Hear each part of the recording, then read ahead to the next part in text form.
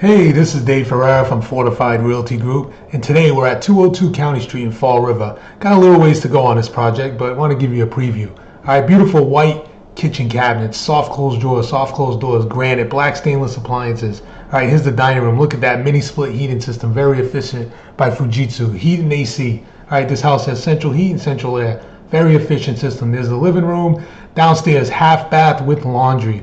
Alright, stairs are going to be refinished. There's your main entryway. Look at this, now we're upstairs. This will be the master bedroom. Nice walk-in closet.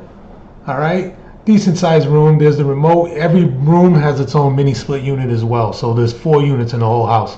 Alright, full bath upstairs. Look at that, tiles surround. We're going to have some shelving there, vanity, a toilet. There's the tiles for the floor, 12 by 24, very nice look. Alright, subway tile, very modern.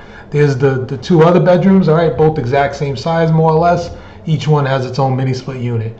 Alright, so there it is, coming soon. Alright, if you like it, hit me up, we can set up a showing.